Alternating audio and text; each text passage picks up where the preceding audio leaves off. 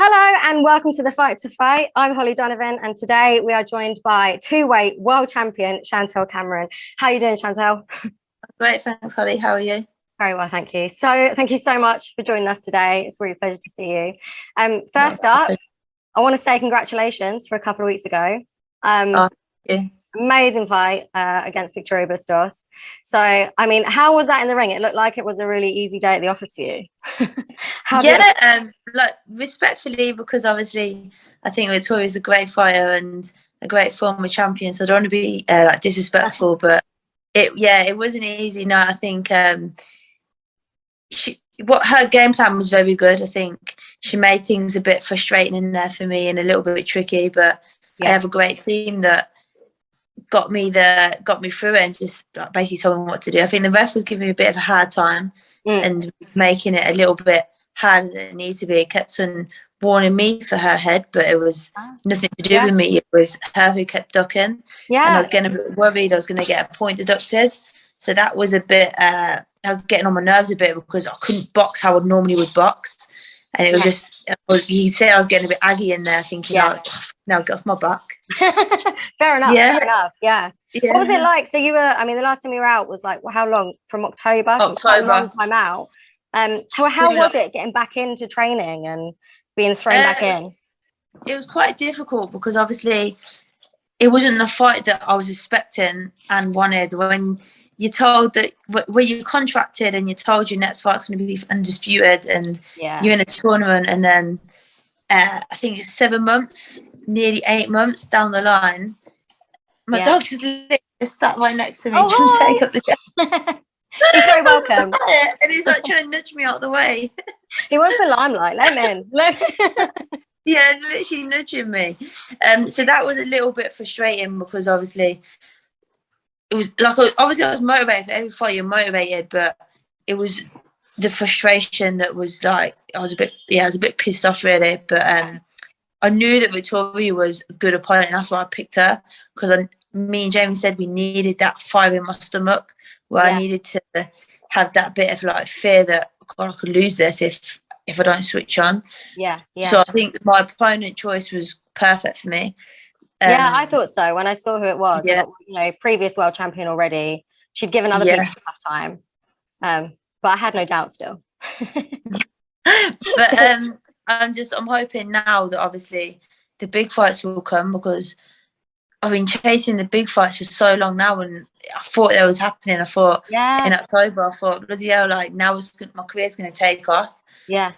Obviously, it's just frustrating because I didn't know what was actually happening and what was going on, and I was just left in limbo a bit. So I was just like, God, why am I not getting anywhere in boxing? I just seem to go forward and then take 3 steps backwards every time. But I can see that with you. What I love about you as well is that you're really hungry for it. You want to be active. You want to be out there and showing everyone. That's what I mean. I like performing. That's why I like boxing. I like to perform and showcase what I've been doing in the gym and what I've been working on. And I struggle to be in the boxing gym when I don't have a date. I think I'm bored. I like being in camp and like preparing and stuff. So when I'm out of camp, I just do a lot of weights and running. I go to the boxing gym 2 or 3 times a week. But obviously when you're in camp, I'm 5 days a week. I'm sparring and tactically preparing for a fight. Like that's what excites me. And you've got that goal in mind. Like you need the goal. Exactly. Otherwise you're in the gym and you're just like going through the motions and thinking, I really want to fight. Especially I love fighting. I love sparring. I love like being hitting. So when I'm not being hit. I actually don't mind being hit.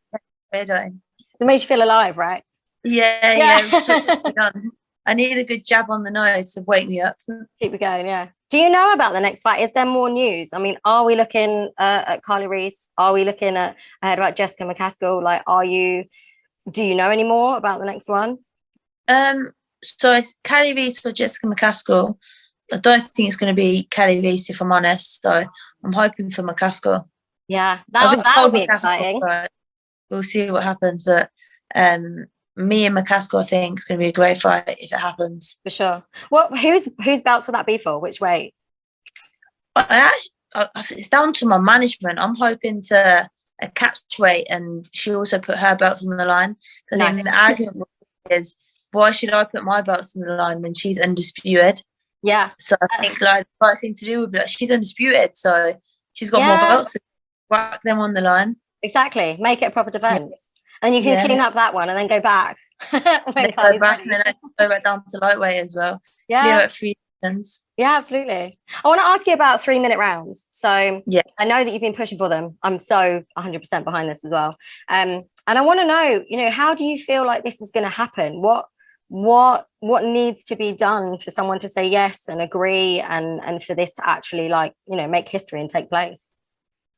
I think for more women to say they want 3-minute rounds, I think that will be the start, because the more women that say it, the more people are going to kind of listen and take notice that women want to do 3-minute rounds.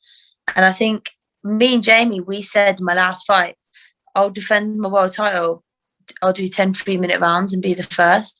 But we heard nothing back. And I think it just takes someone like me to just do it, break through. Everyone else will follow the footsteps as well. Follow suit. Well, back in so before the Taylor Serrano fight, I watched the press conference. It was a February one, so it's the first one.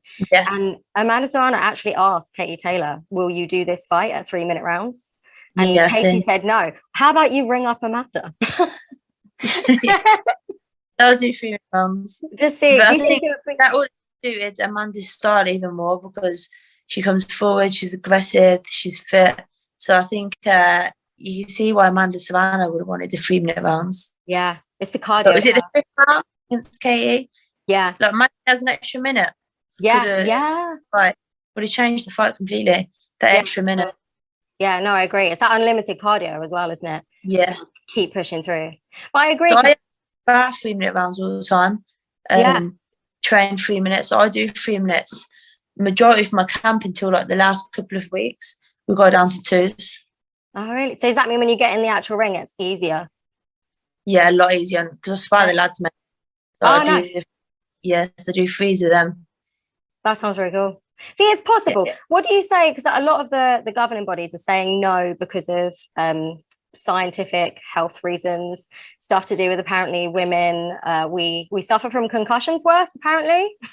Okay. I don't know if that's true. What do you say as a response to that? I think equal rights, saying it. So you want equal pay and equal rights, and we getting punched in the head anyway is dangerous. Like, not dangerous, but there's danger in the ring for anyone. Yeah. For the amateurs, for pros, for women, for males. Like, it doesn't really matter. So I think the rounds, like, obviously you're going to be in there for longer and taking more punches. But I think it's a sport anyway where there is the risk of taking too many punches to the head. So it's our choice to be in the ring. That's why we box. Yeah, absolutely. And I agree with the equal pay. It's like you can't ask for equal pay if you're doing half the work. I'd see why we're not getting equal pay, because we are doing half the work. Like, we're not doing the extra minutes. So to get equal pay, the argument is now that we only do 2-minute rounds, which is fair enough. But I think we did 10 3s. We can argue for equal pay because we're doing double the work, really. Yeah, exactly. And what about when people say, "Oh, it's not going to be as entertaining"? When, like, because I hear this all the time. "Oh, women's fighting is really entertaining because they pack it all in 2 minutes." What's your response to that? But it's also over a lot quicker. Yeah. So there's it is entertaining because the tempo's high, because you've got to get the work in, but it's also over a lot quicker. And I think there'll be more stoppages with 3-minute rounds, because, as we said, Taylor versus Serrano, the 5th round, where she had her in trouble, the bell went and she recovered, whereas another minute could have changed the situation. Yeah. So when I boxed, I'd have them hurt with 10 seconds to go, and then the bell will go, and then they recover because they've had that minute, and then you have to do your work again. So it'd be much better if you could just do it with the 3 minutes and have a real... No, 3-minute round, really break down your opponent. Yeah. Oh, I agree. I want to see it happen. I believe you can make it happen. I hope it happens. Sure. So I wanted to ask you, when we had obviously the headline in Taylor Serrano, Madison Square Garden, that was when we started to find out stories about Amanda Serrano, the fights that she went through to get where she was, getting paid nothing pretty much. And then things about Katie having to pretend to be a boy, to being a trainer. And I don't reckon that female fighters should have to wait to headline Madison Square Garden before saying some of their story. So I want to ask you, how was it for you starting out? What drew you to the sport? What got in your way? What pissed you off as a woman? Can you tell us a little bit about that? So I come from kickboxing. So in kickboxing, there's a lot more female kickboxing fighters, and it wasn't frowned upon. It was kind of like, it was just normal kind of thing. So I remember the first time I went into the boxing gym, I never went back for about 3-4 months, because it was just, I walked in and it was like, a woman, what is she doing here? And I've never felt so uncomfortable. And I just really didn't like it. I just thought, and I think I was about 16, 17. And I thought, oh no, it's awful. It's all men, lads. And I just didn't fit in. I was like, can't do this. And then it was my kickboxing instructors. I trained in Birmingham, but I live in Northampton. So I was travelling a lot, and my kickboxing instructor actually told me, like, go to the boxing gym for the night you're not up here. So I went back there and I kind of just grit my teeth, and it took the coach there to take me on the pads to see that I actually had decent hands. And then I kind of gained everyone's respect because I was training just as hard as the boys. So it took me a while, but I had to like gain respect. Yeah. And then ways like digs like, oh, you're a woman, you're a girl, you can't be doing this, or you shouldn't be here, you're a girl. But it just blends in, and you just become family. Proper like $1 Million Baby stuff.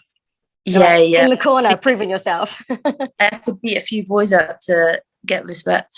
Then they think they couldn't tell me to go out the gym. They think I battered you. Yeah, you're like, try me. Yeah, go on. Try to get me out. What happened when you first went pro? Because obviously you had the amateur career as well, and then you went into pros. Yeah. What were the differences that you found going into the pro career? Was that just as difficult, or did you feel like you were accepted more? I think I was accepted more. I think for me it was the business side. I come from Team GB, where you kind of wrapped in cotton wool, so it was so easy, and you was really looked after. And then you go into the pros, and you get found out quite quick that it's a business. Yeah. And you're not prepared for the business side of the game. You're going to get stung, and it's a bit of a shock. So for me, that was just the biggest thing. But other than that, like, I think if you're a fighter, you're a fighter, and you can adapt to any kind of style of fighting or situation. Yeah. So if you're just smaller gloves, hands are wrapped bit more like professionally, and longer rounds, and that was it. It was just back to business, back to normal basics. Yeah. What about, so when you were training and doing the camps, were you alongside other men? Were you treated the same? Did you have like similar length camps and things like that? Did you the team? I was in camp with Josh Taylor, Cal Frampton, so good lads. Nice. And obviously look at their careers, unbelievable. So for me it was amazing, because I got to watch and learn from them. And was that your dog? Oh, it's snoring away. You're getting involved. There was things that were different, but I obviously can't go into that because I'll get in trouble. But it was different. Yeah, no, I've read stuff about your the promotions and like little things where so it's different, and I think that was a bit shit. But obviously I'm not going to talk about that. But now it's a lot better. Like with Nigel and Jamie, I'm just one of the Nigel's always punching me in my face with the pads, whacking me, punching earrings out. So literally I get treated no different. That's what you want, though, isn't it? Yeah, it's something about my camps. So my camps are exactly the same as the boys. I have long camps, train the same as the boys. There's literally no difference. And then they treat me like one of the boys as well. That's good. You just got to embrace it. Yeah, got to go with it, not mine. Yeah, for sure. That's really good though, as well. That you took the bad and you were like, I'm going to leave that behind, and then now I've got a great team behind me. It's like a family. So it's not work anymore. It's just fun. Yeah. No, it looks like that. I see that in my performances in fight week and that have no pressure. It's calm, it's relaxed, and even in the ring, like I can not mess around, but I can show that I'm enjoying myself. Yeah, for sure. The smile. We've done the preparation, so the hard work's done. Yeah, it's the time to shine, that bit. Yeah, for sure. No, that's really good, and it's lovely now because when I look at fight cards for Matchroom and things like that, it's really rare now that I'll see a fight card that doesn't have female fights on it. So yeah, I think fight card now they have a female on, which is unbelievable. Yeah, and it's really nice. I always make a point of watching it early to get in and getting all the women first. Yeah. How do you think? So we've starting to build some momentum. I think this is a really exciting year. I think like COVID started the female boxing kind of momentum, building it up. Yeah. What do you think we need to do to make sure it keeps rolling? And for the future fights, say Ewan McCaskill, we've got Savannah Marshall and Krista Shields. What do we do to make sure these fights have all the attention and that we keep building, basically? I think for promoters to really get behind it and really boost it, so promote the life out of it and do the big build-ups, get the 50-50 fights, and just literally promote the life out of it. Yeah, absolutely. It's the boxers to do the boxing. Like, that's our job, to box and fight. So leave that to us and the team around you to really put the work in to boost the fight and get people talking about it. Yeah, no, absolutely, I agree. And what do you think about the kind of out of the ring stuff, the Twitter spats between Marshall and Shields? Do you think that's a good idea to try and build it up like inside and outside the ring?